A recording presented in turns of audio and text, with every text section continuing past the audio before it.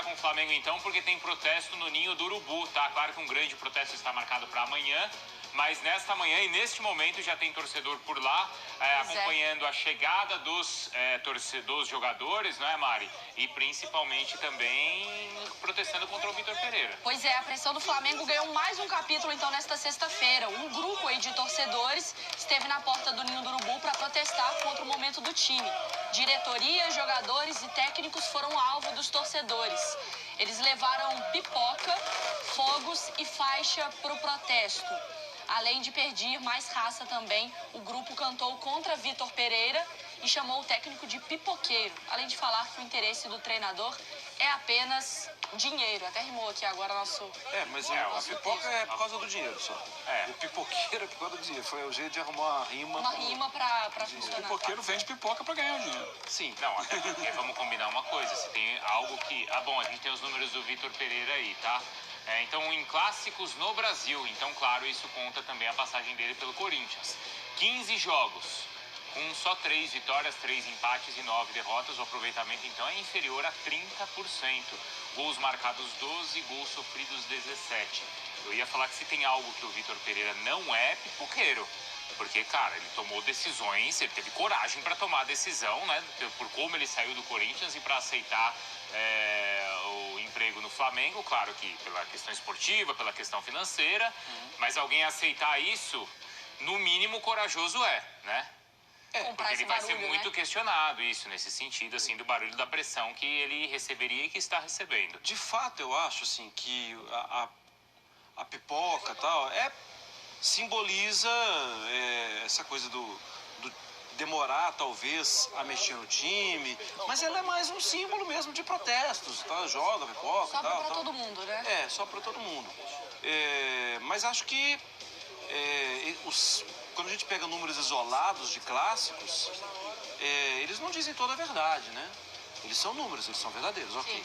Mas eles não dizem toda a verdade porque, bom, ele conseguiu levar o Corinthians de uma forma muito tranquila pra Libertadores, né? A forma que levou. Então, os campeonatos aqui, eles não são pelos clássicos. Agora, é claro que a gente tá falando que vai ter um clássico agora, né? Ou será que o pipoqueiro é por em clássico não ir bem? Eu será acho que é por essa isso, a relação? não Você foi acha que a torcida tem essa... Eu acho que é mais por decisão. Quando perde em decisão, você pipoca na decisão. Então, pelo número de decisões, ele chama o Vitor Pereira de um cara não decisivo, um cara que talvez pipoca na hora H. O cara tirou o Gabigol e o Arrascaeta juntos no Maracanã lotado. Mas ele não ganhou. Corajoso, hein? Mas eu acho que é aí que tá o pipoqueiro. Analisando a semântica do protesto, tá? A minha análise é o seguinte, eu quero reclamar, eu vou arrumar uma maneira de simbolizar isso aqui. Bota a pipoca, o que importa é que eu quero reclamar. E fez a rima. Não importa o que significa e tal. Isso aí é o que menos importa. É que o cara tá insatisfeito e ele quer fazer um barulho. E a insatisfação faz todo sentido, gente. A gente não imaginaria o Flamengo perdendo jogos em sequência, a gente não imaginaria... Até falei sobre isso no Linha. Depois da derrota do Flamengo pro Palmeiras, aí você entende, o Palmeiras deu alguns recados pro Flamengo. O Flamengo precisava, então, jogar melhor no sem a bola, era isso mesmo, o discurso do Vitor Pereira um pouco antes e tal. Mas a sensação que me passa, eu não sou dono da verdade, é que de lá pra cá só evoluiu.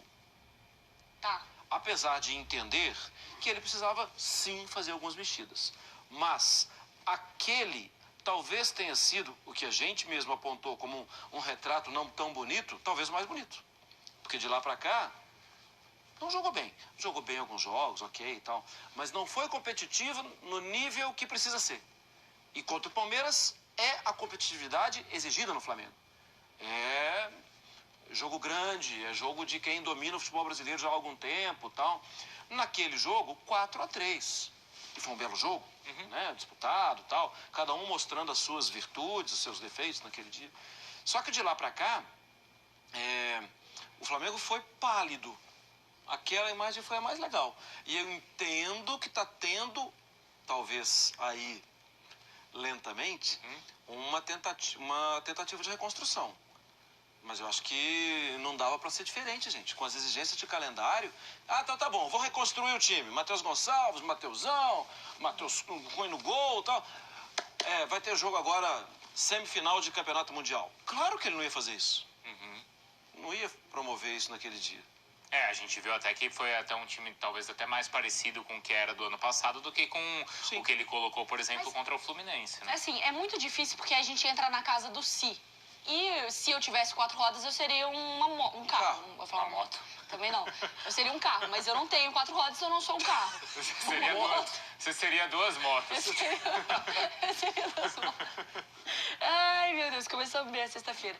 Mas assim, entrando nessa casa do si, eu fico pensando no futebol brasileiro como ele é maluco. Se aquelas bolas ali no jogo contra o Independente Del Valle tivessem entrado no Maracanã, porque teve na trave, teve não sei o quê.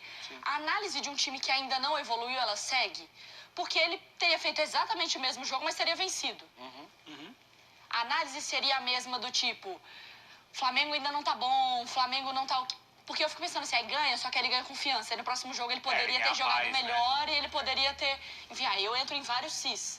É isso que não dá pra gente trabalhar no futebol, com essa possibilidade. Porque se elas não entraram, se o Flamengo perdeu, é porque o time estava jogando mal.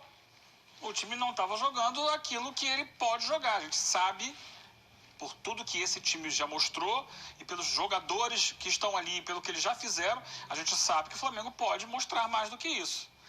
E ele mostrou pouco. Então, assim, entra uma bola, pode ser que ganhe um jogo, mas não vai resolver o problema do time. Porque o problema do time se vê na regularidade. E a regularidade dele é baixa. É de desempenho ruim.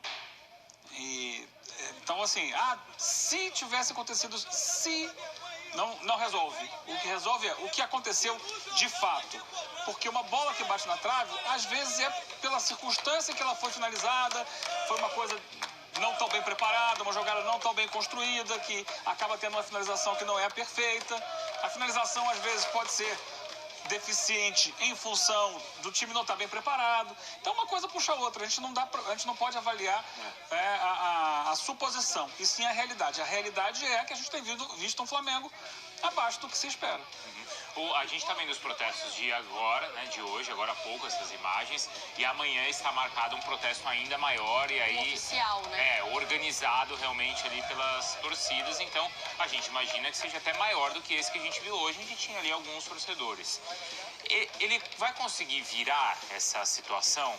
Porque eu me lembro que, comparando com o que aconteceu no Corinthians com o Silvinho, chegou um momento em que acontecesse o que acontecesse, não interessava mais. A torcida perdeu a paciência e a direção, por mais que bancasse, em uma hora precisou ceder.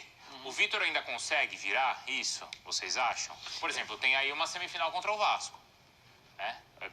Pode ser um ponto de virada ou não? Eu acho que poderia amenizar, mas eu não sei se um ponto de virada, porque todas as vezes que a gente fala de Flamengo atualmente, nos últimos anos, a gente fala também que existe uma situação política envolvida. De quem indicou, de quem foi buscar, de quem tem relação estreita com torcidas e tal. Então, eu acho, se não tivesse esse contexto, eu falaria isso, 2 boas vitórias, depois, e o time jogando bem, e depois uma taça, Sim. Começar o Campeonato Brasileiro com novos ares. Libertadores, também, né, em breve. Eu acho que seria... enfim, começou o trabalho do Vitor Pereira. Começou. Daria essa sensação. Mas existe um contexto que eu não posso desprezar, que é o contexto político. Porque, assim, eu acho que a grande questão que me coloca essa pulga atrás da orelha, Bruno, de virada, é que não basta... Pegando o exemplo do Silvinho, ele às vezes conseguiu um resultado em casa. Mas ele conseguiu um resultado contra uma Chape com um gol no final ali, vocês lembram? Acabando o jogo, e aí vencia... Ele ia ganhando sobrevida, Ele ganhava uma sobrevida. O Vitor Pereira, o que ele vai ter que conseguir para essa virada acontecer? A sobrevida com as vitórias, mas a cada jogo começa a mostrar show. Porque aí a torcida vai comprar a ideia, vai falar, não, aí tudo bem, o time não é que ele tá ganhando um jogo, empata outro, perde um, ganha outro, empata um. Pra ele ganhar confiança, ele vai ter que fazer o time ganhar tudo e voltar àquela coisa meio monstruosa. Porque senão vai ficar igual o Silvinho. Ganha um, aí vai pra fora, perde. Vai adiando, né? Aí ganha mas eu acho que assim, se ele conseguir, o show, acho que o torcedor nesse momento sabe que não vai rolar. Mas é a vitória e aos poucos ir aparecendo o show. Sim, com o porque tempo. Ele vai precisar. Com o tempo ele vai precisar. Mas o agora, que tá no fundo do poço, é repetir o que ele fez no primeiro tempo contra o Fluminense. Agora, repetir isso por 90 minutos. Ou por 180 nos dois jogos com o Vasco. Isso. A cada jogo, tá?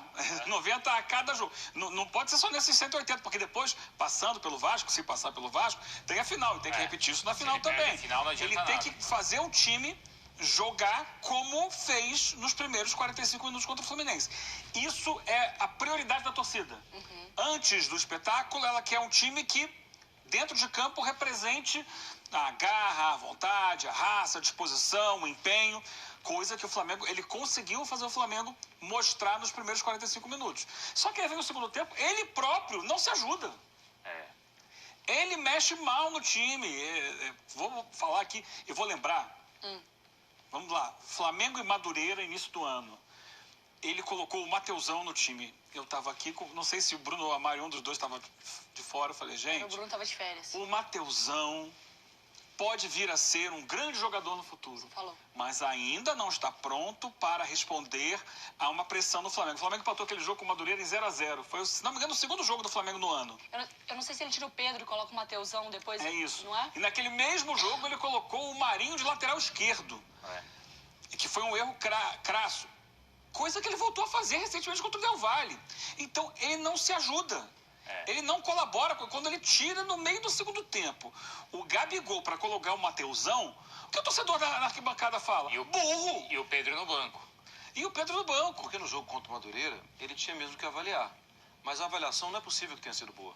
Não, colocar num jogo desde decisivo. Então, há várias oportunidades que ele já deu ao Mateusão e o Mateusão não respondeu. Pode ser que um dia responda. Talvez a pressão agora não esteja favorecendo também Claro. o menino, claro que sim. Mas até agora não há justificativa para colocar esse jogador. Então o torcedor olha pro campo, pô, o primeiro tempo foi legal, mas pô, não vai botar um Mateusão no lugar do Gabigol. Sabe? Aí vem o couro de burro. Até pouco tempo, o foco não estava nele. O foco era maior. Agora, todas as luzes se viraram para o técnico. Não é à toa que na Recopa, o grito era de time sem vergonha. Né? Era muito em cima da direção, até do time, até o Gabigol, também, né? Mas... Alguém que não merece, acho que nesse momento, é o Gabigol. Até em cima dele foi. O Vitor Pereira ouviu também, mas o que a gente ouviu de coro no Maracanã, que até o Pedro Henrique Torres disse que é um termômetro também, né? É diferente do torcedor de rede social e tal. Sempre. O grito foi pro time, não foi pro Vitor Pereira. Agora a gente ouviu pro Vitor Pereira. E eu não lembro, assim, de ter ouvido, ter virado uma chacota tão grande, assim, de torcidas de outro time gritar o nome com tanta força do outro treinador, como a torcida do Fluminense gritou pro Vitor Pereira, como a torcida do Vasco também gritou, porque recentemente alguns treinadores eles não tiveram um trabalho de sucesso no Flamengo. O Paulo Souza, o Domi, mas nenhum fez o que o Vitor Pereira e o Marcos Braz fizeram, né, de transformar esse momento numa piada. Porque esse momento do Flamengo é uma piada, né? Esse momento, não sou eu que estou falando, é a arquibancada que está falando. É o que aconteceu no jogo contra o Fluminense e no jogo contra o Vasco. Tem mais esse ingrediente ainda de ser sustentável ou não a situação dele ali. É que as outras torcidas estão... a expectativa que você tem com o Flamengo é sempre a mais alta. E aí, quando ele traz um técnico renomado, que tinha feito um bom trabalho no Corinthians, um bom trabalho. Eu não acho que tenha sido um ótimo, espetacular. Um bom trabalho no Corinthians, isso eu não vou negar. E de repente, você percebe, opa, os caras não estão tão fortes assim. Para mim, a voz que vem da arquibancada contrária é: vamos minar logo isso aí, porque de uma hora para outra isso pode dar certo. Ou, vamos tirar onda com esse cara, porque a gente tem que aproveitar esse momento. Não sei se tem uma visão assim com outros termos. Para mim é mesmo tirar uma onda e abusar. É que o contexto, né, transforma em piada, né? Porque teve o episódio da sogra, aí no carnaval vai lá, o cara se fantasia de sogra. Torna o personagem que mais torna o personagem pitoresco. isso, exatamente. Ou o grito do Marcos Braz do Real Madrid. Isso é combustível. Na internet, tudo vira meme. E aí a conversa começa a virar muito recorrente na internet, nas brincadeiras, nas zoeiras. E aí o cara vai aguentando agora o preço da internet do jeito que ela sabe, talvez até aumentar algumas histórias, né? Criar um clima diferente, uma narrativa em cima da história. E aí, bom, a gente já vai voltar lá logo mais pro Ninho, também com o Pedro Henrique Torres, acompanhando então a sequência desse protesto que acontece por lá. Agora, é um fim de semana também de semifinais ou de quartas de final do Campeonato Paulista, né, Maria? Paulista.